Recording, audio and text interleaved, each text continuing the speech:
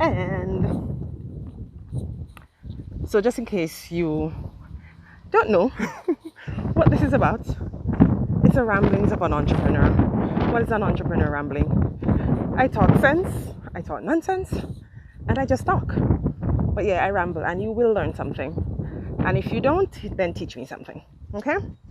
Alright, so today's topic. I haven't done any financial anything yet, so today it's all about the finances. So, business budgeting 101. This article was in magazine issue. Look. And it was written by Anastasia. I won't pronounce her last name because I'm going to butcher it. But yeah, this is a sticky topic because sometimes we don't do something because we tell ourselves we have no money, but we haven't budgeted. We haven't thought about what it is. So research is very important when it comes to starting up your business. In the middle, like research. Stop telling yourself you know stuff. Stop listening to the people around you and go online and research. One tip that I'm going to say before I even go on is that your research, when you're researching, whatever numbers you come up with, think about 10 to 15%, add an extra 10 to 15% thinking about cost overrun for everything that you're doing. Because nobody's perfect, right? So, startup costs. I hope I can find my way home today. I think I'm close to home. I don't know. All right. Startup cost is all the monies that you're going to spend before. Oh yeah, today's the last day of school. So lots of kids are going to be out come next week. Okay. So startup cost is basically all the costs that you're going to spend before you start selling your first item, your first product. And you're looking at marketing, equipment, legal, registration, you know, name it. Those are your startup costs. Look at it, write it down, and don't let it scare you off. So because your startup cost is so and so, it doesn't mean that you can't find a way to get it. Like, I feel like it's the easiest thing to get. Everything else after that is when you start struggling. So then the next thing is your operating cost. And this is me walking in the middle of the road. Again, my sister said I have to stop it, but I can't help myself. So we're in a weird time. All right. So the next thing is operating costs. You're talking about your rent, your insurance, your phone bill, your internet bill, your gas that you have to, basically your day-to-day costs. But think about it though, your raw materials is going to become a part of your operating costs because you can't operate without them, right? So that's going to be a part of it. Construction is happening.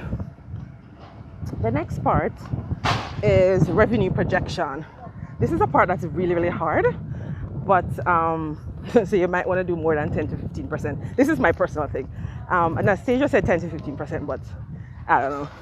Because the revenue projection is really, really hard. So basically, what is your product worth? What is the value of it? What is your product worth based on what it costs you to produce? So you have to look at that. Unfortunately, the value of your project, cost of your product kind of be different in the sense that it might take you might spend $50 to make it, but the market's not willing to spend $40. So that's a whole different topic, to be honest, but something to think about. But how much can you sell? Then the next thing you need to figure out, how much can you sell in a week, a month, a day, so that you can actually recoup your costs. So think about stuff like that when you're thinking about your projection, and don't just throw down numbers. Don't put down things that you want to sell. So don't say, oh, I wish to sell. So one of the things I do two things. So you can look to see, okay, if I spent $1,000, how much sales do I need in a week or a day to be able to make a profit, right? And then you work towards that sale. That's through marketing, you work towards it. Now, what if you don't get it? What do you do? And so you need to find that balance of wanting something and actually getting it. So think about it from, I'm not sure if I'm clear. So let's see. I need to sell, I don't know, 1,000 magazines. Let me throw numbers out there. I need to sell 1,000 magazines to be able to break even in per issue, right? So what am I going to do to sell that 1,000 magazines? So that's one way to look at it. The other one is to look to see from a reasonable perspective, based on all the resources and everything that I have, how much can I actually sell? Can I sell 1,000? And if the answer is no, then go back to the drawing board and figure out another workaround.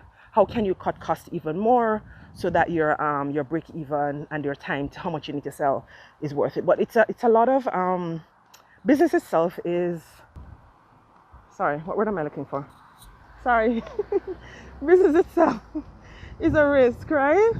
And so I hate going down this path. Business itself is a risk, and so you're taking a risk, but you want an educated risk. That's what it is. An educated guess, an educated risk. And so from that perspective now, you're going to do your research so that you understand what is possible, and what if it's not, then how are you going to get around it. And I think I'll talk some more on that later on, just because I'm trying to make this video short. But in terms of what do you do, really? What are your options? So I'm going to stop this video here, and yeah, walk with me as usual, brainstorm, because now I have to go back to my own marketing thing now that I'm talking to you. Go back to my marketing and see what else I need to do, what's on my to-do list that I haven't done yet to get the word out there some more. And you know what, before I leave, let me say this. So in your research, you can actually send samples out to people to see if they're willing to buy it. If not, this guy, Stuart, I like him. He talks about the fact that you should do some type of mock selling. So literally approach people and see if they're willing to buy it. And then you'll have an idea if they're willing to spend their money on it. So basically offer it to them. And if they're saying yes and ready to give you the money, that's when you're going to say, okay, the product's not out there yet, but I'm trying to figure it out. But that's one way you're going to, I'm jumping more into budgeting this is not even budgeting anymore. This is just sales, marketing. Okay, so I'm going to stop it here. So like, subscribe, share, and click on that little button that will actually give you notifications as well. That way you'll know when new episodes come out. And again, this is my vlog, the ramblings of an entrepreneur. I love business, I love talking, and so this is an awesome opportunity for me. But I hope that this helps you in your own brainstorming sessions, and have fun.